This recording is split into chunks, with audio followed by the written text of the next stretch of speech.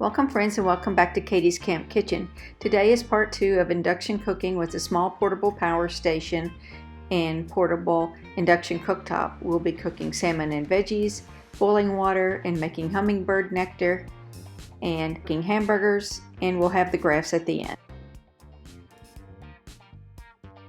Today we're going to be experimenting with cooking with an induction cooktop. This induction cooktop has settings for both wattage and temperature. We're going to be using the wattage setting so that we can run this induction cooktop with a very small power station. Typically when you look at an induction cooktop, you'll see 1800 watts or 1500 watts as a rating. But if you look carefully, some of them have a wattage rating as well. So we're going to be using an EcoFlow River2 Pro whose inverter is 800 watts, and that is plenty to run this induction cooktop on the 600 watt setting. This is a NuWave Pick Gold induction cooktop that I bought from Amazon. I found it on sale. It was about $75. Typically they run about $90 when they're not on sale. So let's get started. First thing I'll do is turn on the power station. So I've turned on the AC inverter. Watts button here, and I don't know if you can see this little light, but there's 600, 900, and 1500 watts. So I'm selecting the 600 watt level. If you don't have the proper cookware, it will give you an error message, but most stainless steel today is induction, but just look and check. If you don't have that, a Dutch oven would work, any cast iron, etc. One thing with this, you want to make sure you never really leave the pan on here without anything in it, because it will warp your pans. So I'll press start. Now just to show you, it does cut off if you don't have a pan on there, which is great, especially if you've got little kids around. I'm just going to go ahead and add in some oil. It's about a tablespoon. By the way, this is a phenomenal condiment or oil bottle made by OXO Outdoors. I'm going to go ahead and spread that oil around a bit. And the pan is definitely starting to heat up. I'm just going to let it heat up for a minute or so with the oil in it, and then I'll add my fish. And I'm going to go ahead and add in my onions. In this dish I just worked to get the onions softened. I'm going to go ahead and put the fish in now. And put it in skin side down for the moment. I did add a lid to keep some of the heat in since we are trying to cook with low power. At the 8-minute mark, we've used 60 watt hours.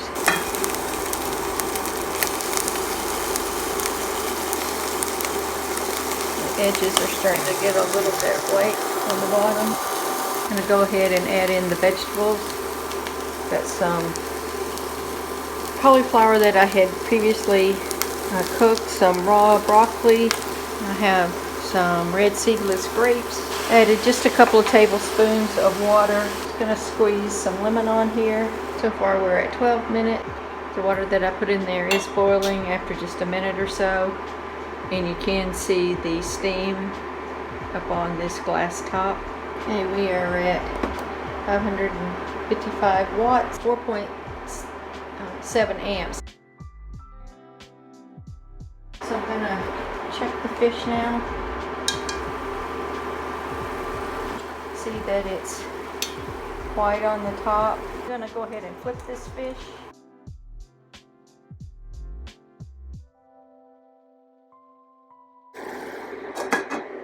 And let that cook for a couple more minutes. I just checked my temperature chart, and salmon's done at 125. We're at 112 right now. If I was cooking this at a higher wattage, this would obviously go faster. I wanted to experiment with this with a small power station because that's what a lot of people have.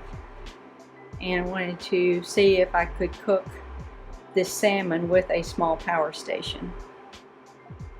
Obviously, if you've got something like a EcoFlow Delta 2 Pro that's got a 1800 watt inverter, you could turn this up to 1500 watts and let it rip. But I do like cooking my fish gently. I think it retains more of its flavor and moisture. The fish is done, so I'm going to go ahead and cut off the induction cooktop, and let's see where we ended up. 23 minutes total time, 190 watt hours, so that's fantastic. On the EcoFlow River2 Pro, we still have 76% left. This camp meal turned out great for my husband and I. We have salmon with cauliflower, broccoli, onion, some grapes with some lemon juice squeezed on top. And we're going to add a variety of some serrano chili, some sriracha, balsamic.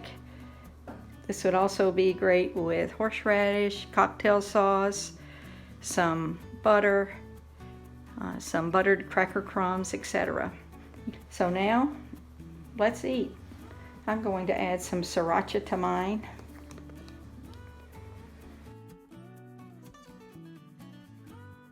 What better way to have a great camp meal when you're off grid, and even better if you had actually caught this salmon or some fish when you were out camping.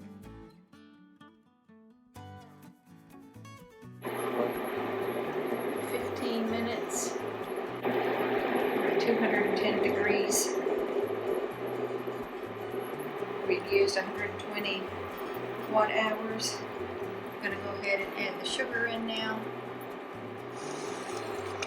I'm adding in 1 cup of sugar to 4 cups of water.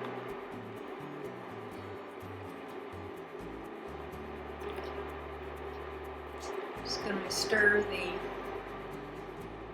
sugar until it dissolves.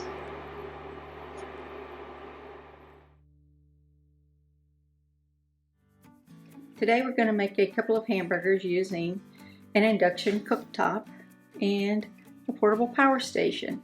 We're going to be using the EcoFlow River2 Pro along with a NuWave Pick Gold induction cooktop, and I'm going to use it in the watts mode set on the 600 watt setting. You want to make sure you always have something in the skillet while it's on the cooktop because it will warp it if you don't.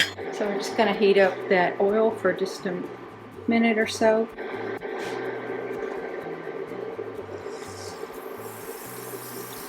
I don't know if you can hear it over the fan noise, but they are sizzling when I put them in.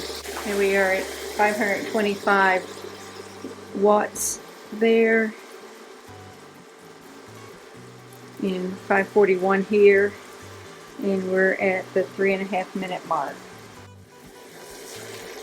Those are releasing, so I'm going to just turn them over.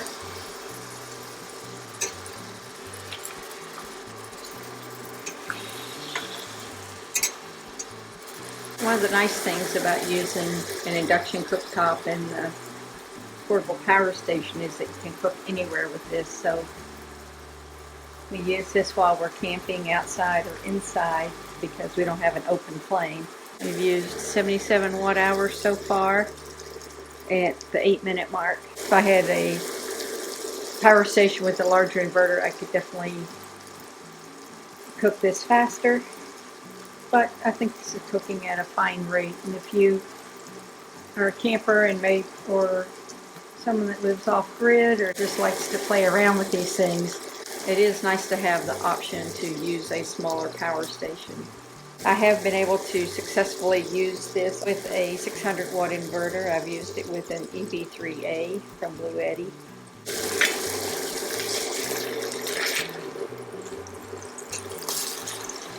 I actually don't think I would want to cook these any faster. If you look closely at all the bubbles, you can see that the heat is actually very well distributed. We're at just over 11 minutes now, and we've used 106 watt hours. See where we are temperature wise. As long as this actually is reading 160, we'll be good, because there is the carryover cooking phenomenon, which will add about 5 degrees, as they said. Okay, those are done. I'm going to turn this off now. We've used 120 watt hours. We're at 13 minutes.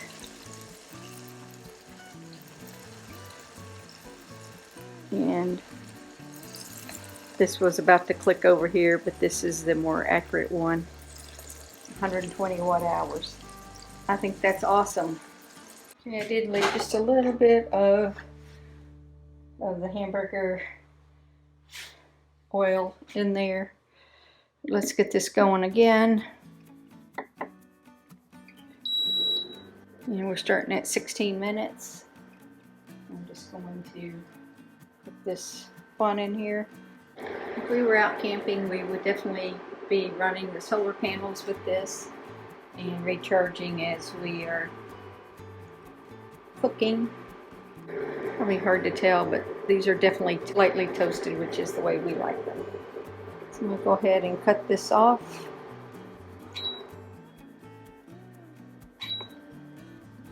And we ended up on the timer 19 minutes, and we used 143.5 watt hours, which is phenomenally low. This is a graph of the power and energy that were needed to cook the hamburgers and buns. The blue line represents the power in watts, typically around 535 watts. So you would need an inverter at least that size, so about 600 watts would be good. The green line shows the energy per minute in watt hours, and the red line represents the accumulating energy as we went. In the end, we used 144 watt hours of energy. And here are the burgers in the end. We served it with a nice salad, and it was delicious. Thanks so very much for watching. We'll see you very soon around the campfire.